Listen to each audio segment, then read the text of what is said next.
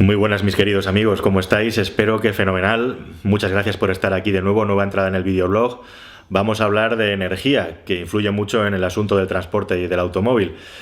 Os he de confesar que llevaba días preparando una entrada para hablar del asunto energético, porque vienen tiempos muy divertidos, entre comillas, y como siempre en la actualidad a veces pues te sorprende, ¿no? Y te sobrepasa, como es el asunto de este consejo / comité de sabios que acaba de presentar un informe.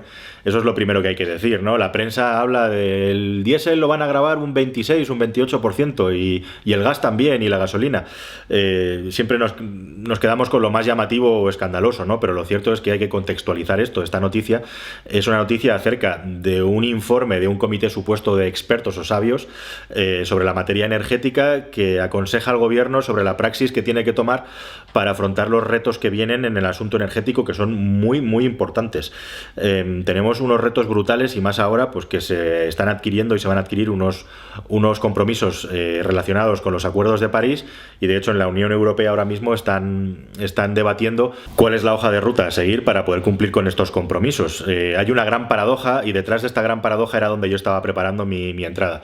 Entonces, bueno, este informe de sabios sobre gravar el combustible, para empezar, no va a ser objeto total de esta entrada porque considero que cualquier persona tiene acceso a esa información. Os lo podéis leer y veréis exactamente lo que dice este informe.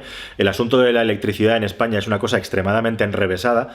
Como sabéis, desgraciadamente, a pesar de los recursos que tenemos, somos uno de los países de Europa que tiene la electricidad más cara, lo cual es un desastre. Es un desastre para las familias con pocos recursos y es un desastre también para la industria, pagarlo.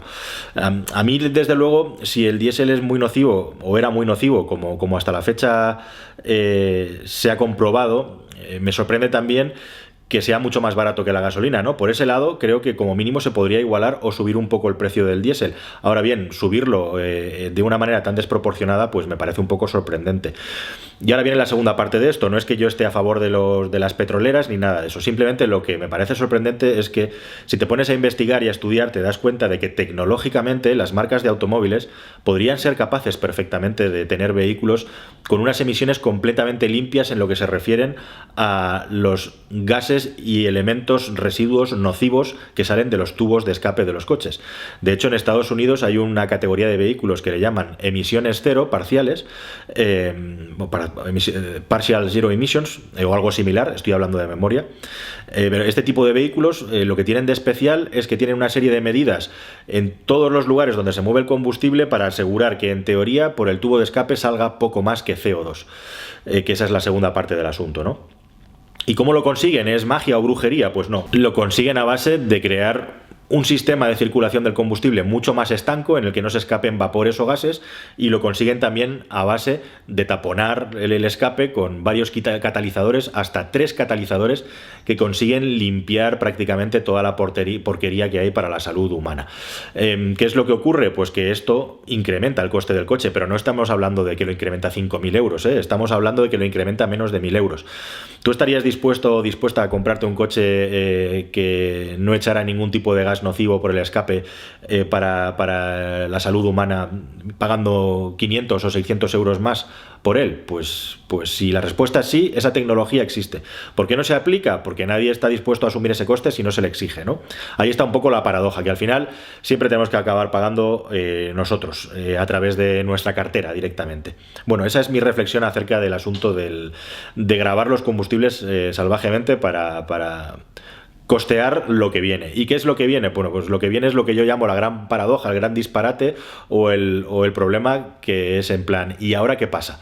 ¿Qué es lo que ocurre de especial? Pues ocurre que entre el año 2020 y el año 2028 todas las centrales nucleares operativas que hay en España tienen que cerrar, porque han llegado al final de su vida útil.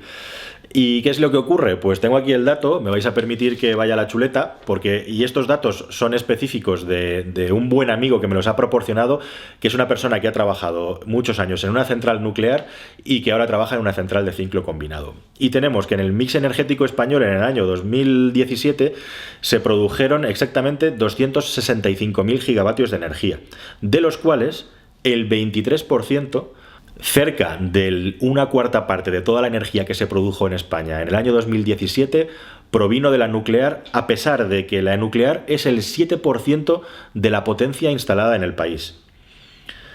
Impresionante, ¿no? Como sabéis, tenemos otra paradoja en nuestro sistema energético y es que gracias, entre comillas, a la mala planificación sostenida de los políticos, tenemos prácticamente el doble o el doble de la energía instalada de la que consumimos. Tenemos aproximadamente 100 gigavatios y estamos consumiendo 40-50. Según este experto, con tener 80 sería suficiente, nos sobran 20. Bueno, como os digo, casi un cuarto de la energía real consumida en España proviene de las nucleares. Tenemos que más o menos un 20% de la energía generado fue eólica, aunque hay un 25% instalado, aquí la cifra está mucho más equilibrada, y un 15% aproximadamente de energía hidráulica. Es decir, que más o menos si juntamos la solar, la hidráulica, que es la energía renovable de toda la vida, de la que nadie habla, y la eólica, tenemos que un 40% aproximadamente de la energía que se generó el año pasado en España fue renovable. Luego está la energía nuclear y por último está el carbón, que también es prácticamente un 15%, un 14% concretamente.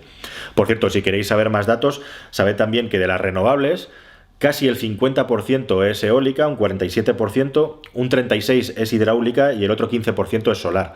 Así que ese es más o menos el mix energético que tenemos ahora. ¿Qué pasa? Que por un lado tenemos que eliminar de la ecuación las centrales nucleares, que es la única energía a día de hoy existente, la única tecnología que te permite encender y apagar a demanda, y que en un año en el que las energías renovables han sido muy malas, como 2017, esto es escasez de agua, que también produce menos viento, escasez de viento, y bueno, sí que tuvimos mucho sol, pero la energía solar es la menos importante en cuanto a la cantidad de potencia instalada, ¿no?